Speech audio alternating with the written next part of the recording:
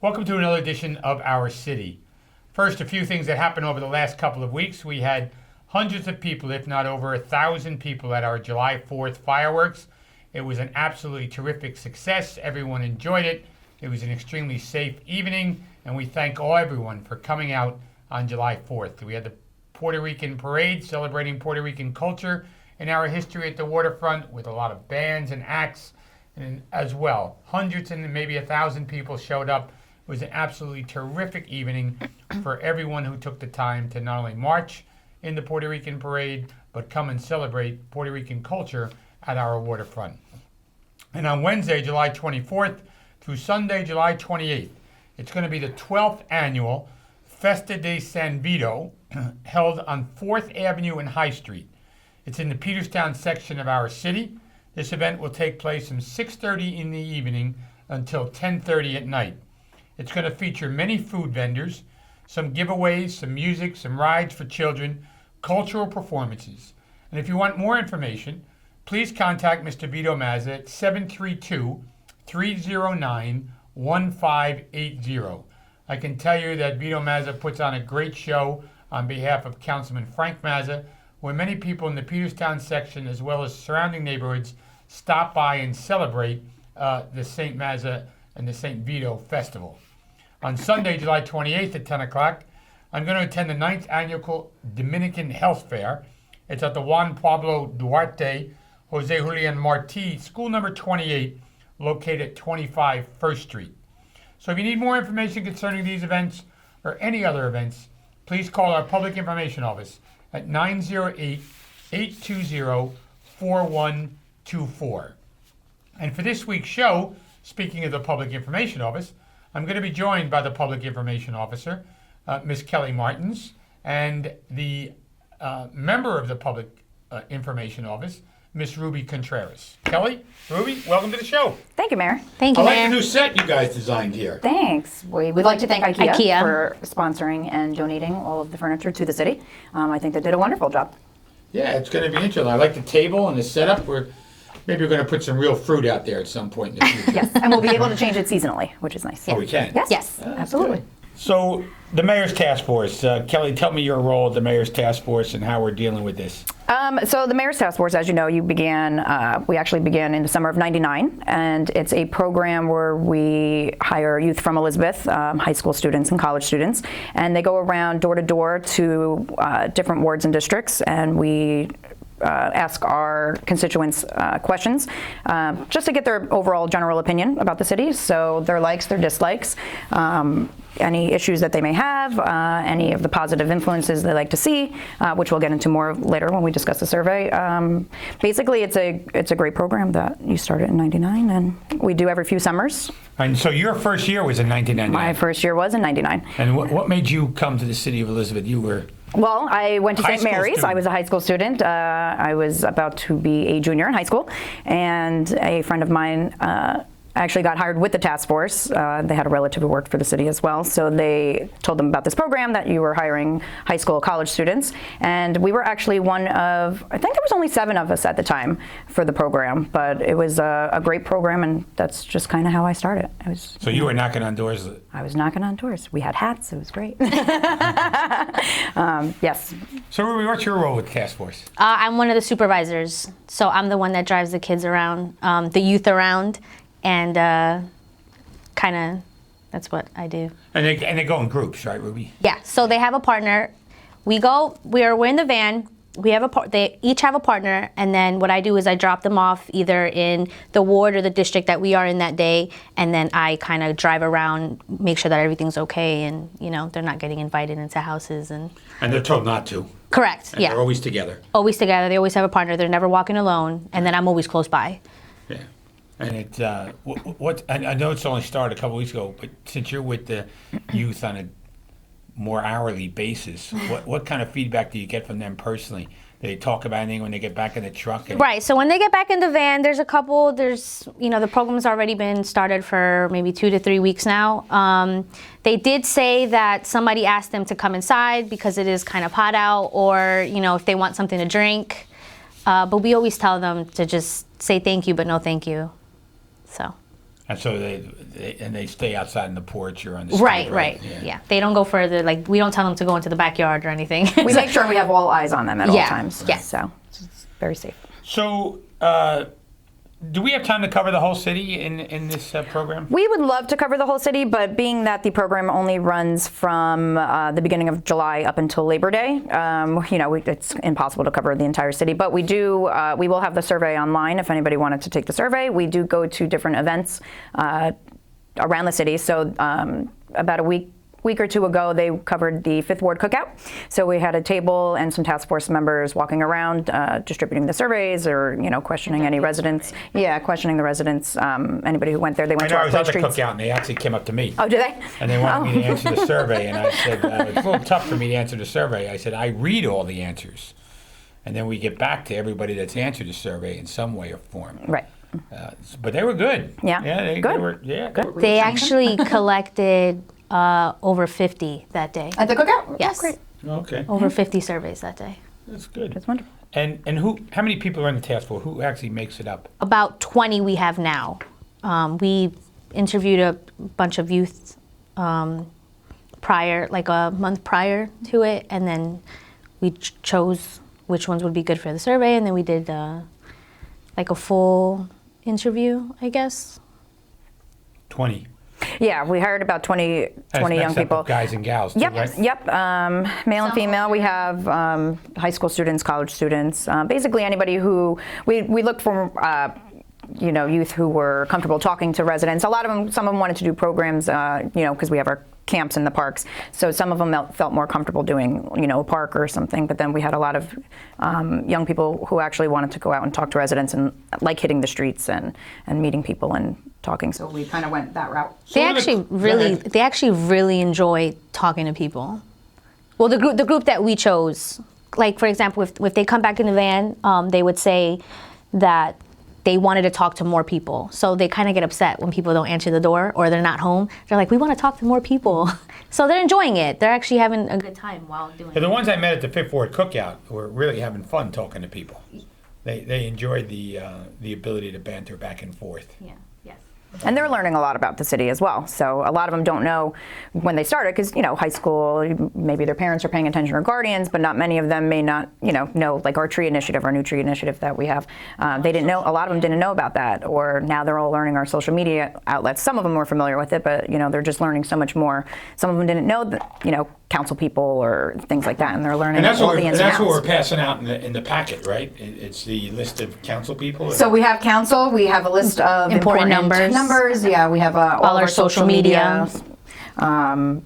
Any flyers or upcoming events that are coming, whether citywide or in their neighborhood. So that's all going in the informational packets, as well as the Tree Initiative program. Yeah. So how do the residents actually know we're showing up? Do they know we're showing up? Right. We sent a letter about a couple weeks We prior. try to send a letter about a week or two before they hit their actual neighborhood. So the task force is not just about going door to door. So we also have them doing office work, which is Stuffing the bags. right, doing mailings, stuffing the bags, the packets that they leave out. There's mailings that let the residents know that we're coming and what to look for because they all have specific a uniform, as I like to call it, khaki pants or shorts and a white top. So the residents know that's what to look for. And they do, like I said, they do mailings, some data entry to input the surveys afterwards. So they also get some office work exposure as well as going So if it door to door rains, for they the can get service. They Yeah, stay they stay inside and do, or if it hits above a certain temperature. Yeah. We don't want them out there. No. Safety first. Yeah, so, and are all 20 showing up on a regular basis? Yes. Yeah. Yeah? Every day. Every day? Every Monday day, through Monday Friday. through Friday. Yes. So what are some of the questions we're asking? So each summer that we do this program, we like to tailor it to kind of what's going on. Or in '99 we didn't have social media. And you remember that? I do remember that. I Being can such a say you young had to see their lady. faces when I told our task force there was no social media, and they're like, "What did you do?" But yes, I lived in a time where there was no social media, so we try to tailor it to what's going on, in current times. So some of the survey questions this year, it's what are some of the positive things that they liked about their neighborhood, whether it be programs, any type of youth initiatives, senior initiatives, greening. The next one is we asked if they are familiar with our social media outlets, because we do have Facebook, Twitter, YouTube, Instagram. There's just so many different ways that we can reach them. And if they don't know, how do they get their information from the city? Another one is, what are their dislikes or likes about their neighborhood, and as well as the city, and if they have any other comments for your So what are council. some of their responses and feedback, especially on social media and things like that? They love the tree initiative. Everybody keeps mentioning about getting a tree or wanting to know more about that. So we are handing out the brochure in the packets that they are stuffing. They like the fact that they know each other's neighbors or they communicate. They like our social media pages. A lot of people say that they get a lot of the information from Instagram and Facebook because we put all of our events on Facebook.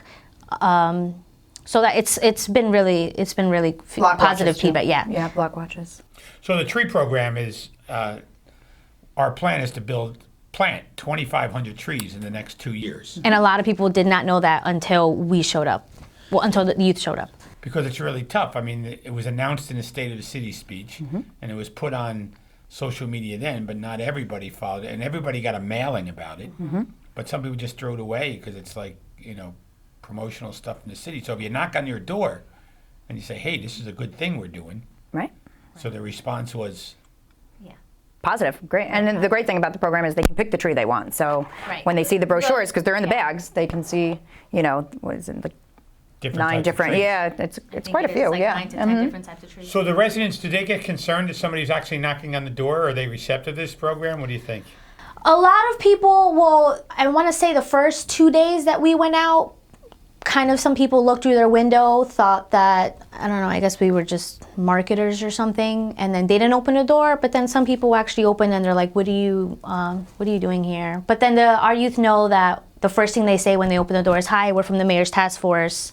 I'm sure you got a letter in the mail, and then that's when they're actually, yeah, you know what, I did know about that, and then they go into the survey. And a lot of the neighbors talk to each other now, so they know what to look for, so they would say, hey, the task force is in our neighborhood, and social media helps as well. Yes. We've seen some comments on social media. So if they have a follow-up, they got a pothole, they got a tree needs trim, or they got a hole in the street or a sidewalk, how do we follow up with that?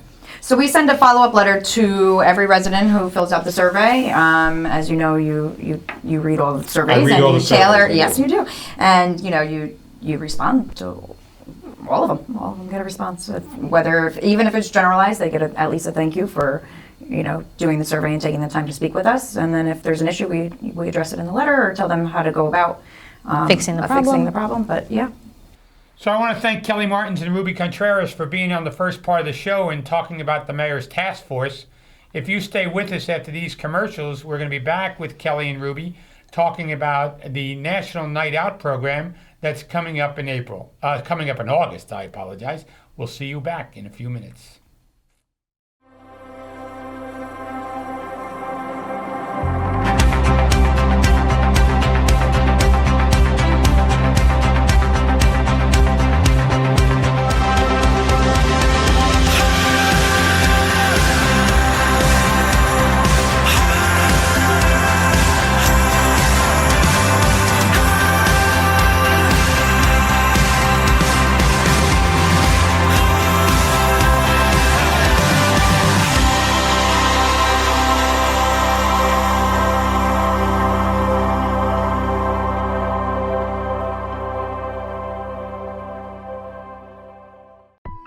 We're an American original, dependable, historic, nuanced, with all the comforts of home, even when you're just visiting. So we're celebrating for all that we've left untouched and all that we've changed. A place where the past meets the future. So consider this your invitation. We've been celebrating here in Elizabeth for 350 years, and we're just getting started.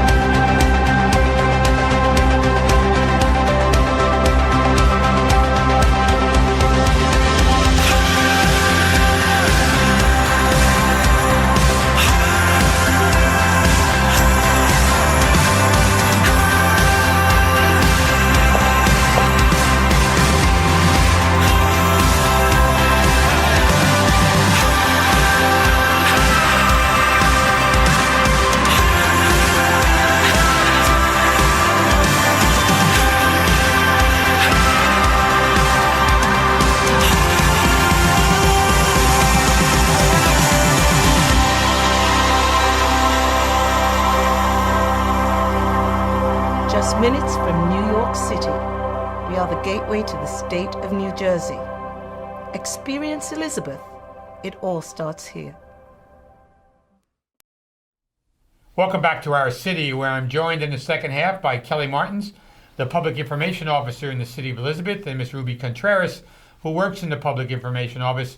And in the first half, we talked about the task force, but in the second half of the show, we're going to talk about National Night Out, which is a celebration throughout our country. And it's always held on the first Tuesday in August. And Kelly, why don't you tell us what is National Night Out? So National Night Out we're actually in the 36th year, so it's the 36th annual National Night Out, and it's an event that we hold throughout each year. We change the location, so it's an event that we hold that we can connect, our neighbors can come out and connect with each other. It's a police community event, so there's different emergency response units there. So you have your police, you have your firemen, and other outlets where neighbors can just come and get to know their local community and police. Neighbors no longer sit in the backyard and flip hamburgers and talk to each other anymore. Right. Everybody's on social media, which is what we were talking about in the first half of the show. Right. So it's a way to get residents out and connect it with local members of their community, like I said, and their neighbors. So Ruby, what's your role in National Night Out? Well, Kelly and I are the organizers for the entire event. So we get all the vendors, we get the fun stuff, like what are we going to do, the bouncy houses, we figure out... bouncy houses? Yes. For the kids? For the kids, yeah. right. Yes. Not for the adults. I mean, they probably sure could limit, fit, yeah. A weight limit, maybe. A weight limit, but yeah. We might have like face painters. We're gonna do a movie after. But we basically organize the entire 2-hour event. This your first year, the two of you organized? You've been involved. No, this is our second year. So our first year was a last rough. year. It was our first year running it, and maybe got the forecast was great. Slight and that rain day, out. it just downpoured. So an hour in. If I remember correctly, it was about an hour and a half into it. It was an hour into it. I will not forget my first National Night Out. Maybe 45 minutes to do it. So it was an hour in, and like I said, it was no rain in the forecast, and all of a sudden, skies got dark. And the first 45 minutes of it was great, though. Very successful. Very successful. It It was.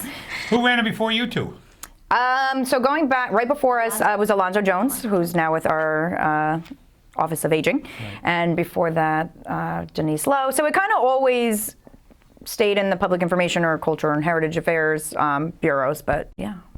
Okay. So where is this year's being held? So this year it's Carteret Park, which is located on Elmora Avenue, Vine, and Murray. So it's in the second ward? So it's in the second ward, yes. And what day is it scheduled? August Tuesday. 6th. August Tuesday, 6th. August 6th from 6 to 8. And it's always on the first Tuesday of the month of August, right? Yes. And different cities throughout the country celebrate this. Yes, yep. So how many people usually come to an event like this? Couple hundred, Yeah, actually. we get over about 500. It depends, I guess it depends Depends on the on weather. how hot and weather. Yes, absolutely. How hot, yeah. But yeah, anywhere, we usually get up to 500 or over, yeah. So what the departments, Ruby, do you coordinate with the different departments in the city that actually show up? Kelly talked about police and fire, but there's also more departments in that. Right. So we have our Office of Youth that come out, and our task force actually this year will be there conducting surveys as well. Recreation department will be there as well, and then we just get a whole bunch of different vendors. And then how are some of those vendors? Who are those vendors? We have Chamos is going to be there this year. The library. Groundwork, Elizabeth, so they're gonna do our greening initiatives and stuff. come and people like that? Yes. Trinitas will be there.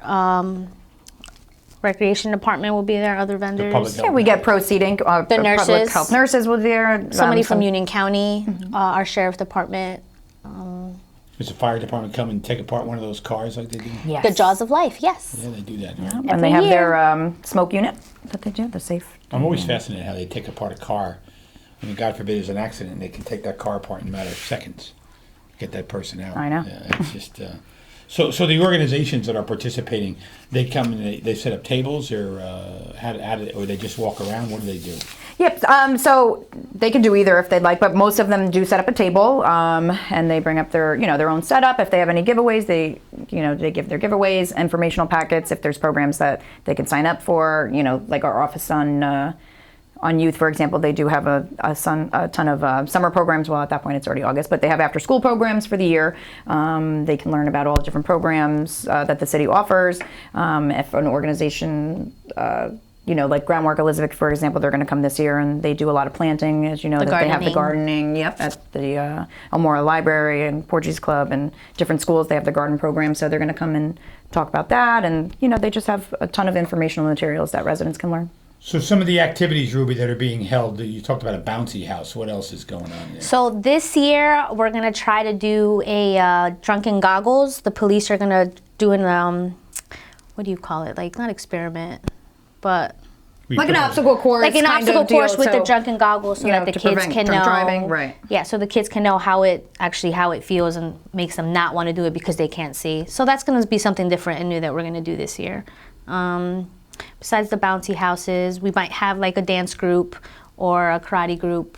Have you ever done those drunken goggles? Because it's pretty crazy. Yes. Have you done it? Yeah, last year when we tried to do it in a little, they're not, you can't see anything. Well, it kind of makes you not want to drive and absolutely. drink. Right, and which is the sole purpose of why we want them to. Especially if you know that that's what the reaction is going to be, something similar to that. Right. Yeah, they typically set up cones, and so many hit the cones. So I mean, they do, it's right? Yeah. Oh yeah.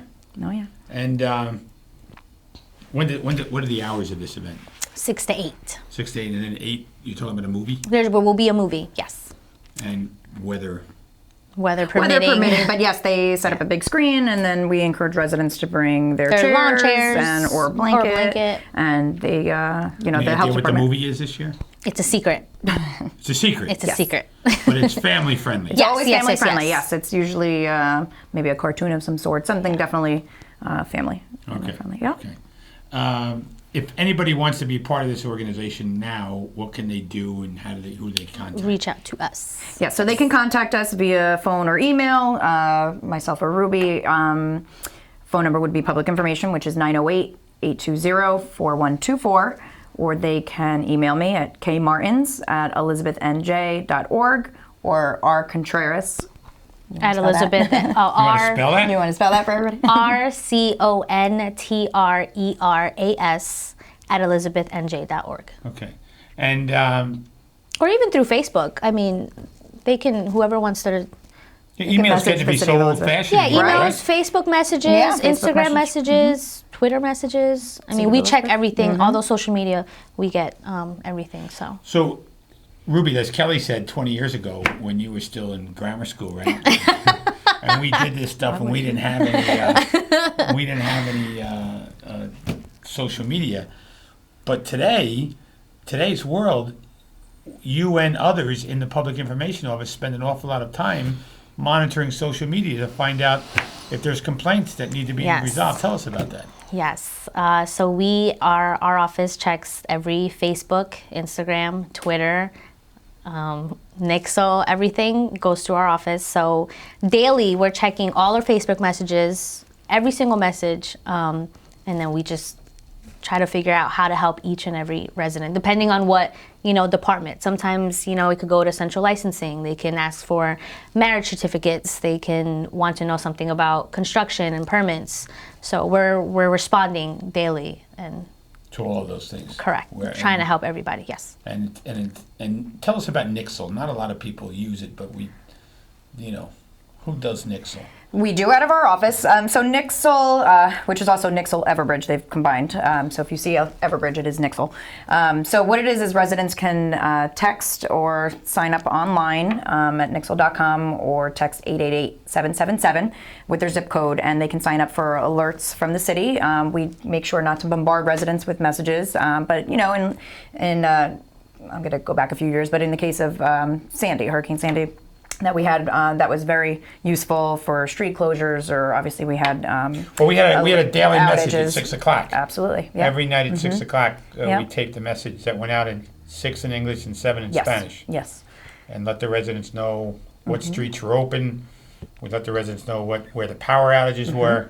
Yep, and we do the same now for road closures, and it's up to the resident. If they want to get a text, they can get an email, they can get a phone call, they can get it on their mobile, their house phone if you still have a landline. Many still do. I have a landline. I do too. Oh, see, you have a landline? No, I No. do not. Yeah, I guess that's the thing. You know. That is the thing. So there's many different outlets. If they don't want to get a phone call, they can get a text message, they can get an email. There's many different ways. They just have to go to the website and sign up and select which ones that they want. Oh, yeah, because Nixle, it'll beep on the phone. Now, is that strictly for Elizabeth issues, or does Nixle ring in if some neighboring community has an issue? It kind of depends how the neighboring town sets it up, and you can actually sign up to get, different cities. You don't have to just do your own. Some, say Linden, for example, I'll get some Nixle messages occasionally from Linden, just because the way the zip code is, it's the way it could be mapped out, so you can get alerts from neighboring, or Union County. I'll get Union County alerts as well. Me too. And statewide, if there's flash flood warnings and tornadoes and recent news and stuff, you know what I mean? Things like that. So you can sign up for. You pick what you want to sign up for, basically. Yeah. Mm-hmm. So how many messages, Ruby, you think we go through in Facebook on a daily basis and Instagram? I mean, is it 10 or is it in the hundreds? I'd say 10 to 20 messages a day, and that's just for one outlet, like Facebook, 10 to 20. Instagram, you got another 10 to 20. Twitter, probably another couple. Yeah. So. Yeah, and what's the most popular thing? Facebook, Instagram? I would have to say Facebook. I think a lot more people use Facebook. I think Instagram is more for younger people, but I do get questions on Instagram as well. And the younger people are probably using Instagram because Facebook is so blasé to them, right? It's outdated. Yeah, they say it's for the older They say people. that. They do. I was a little offended by that because I like Facebook better. Yeah. And what do you think, Ruby? You're a little younger than all of us. I do not like Facebook. I prefer Instagram. I think it's just more, it's easier, it's simpler. I think with Facebook, there's just too much going on. Interesting. So remind our viewers again about National Night Out, the date and the time, and where they can contact people for not only to go, but if they want to be part of it. National Night Out is on August 6th from 6 to 8 at Carteret Park. If you have any more questions, you can reach out to either me or Kelly at 908-820-4124. So Councilman Nelson Gonzalez is going to be our host. Yes. He's the second ward council member. Now, also, council members get to pick. Don't they give out awards or something? Yes, they Tell can us about select that. a resident from their ward that they feel maybe did a little extra for the community that year, a combination. So they honor them with a plaque and just a thank you from City Council for going above and beyond in their community. Yeah, so council gets to pick somebody, which is always part of the special part of the Yes, show. yes. So, ladies, I want to thank you for taking the time to be on the show. And Thank you. I thank you for the new set. I thank IKEA Looks for good. providing the furniture. I think it's going to work out really well here at City Hall. And thanks for being on the show. Thanks for having us. Thank you. I want to thank Miss Kelly Martins and Miss Ruby Contreras for joining me on the show and all of the work that they do, not only during the Mayor's Taskforce and National Night Out, but every day of the year in the Office of Public Information, providing our citizens with up-to-date information on all of their needs and concerns. I'm Chris Bolwage, and we'll see you next week on another edition of Our City.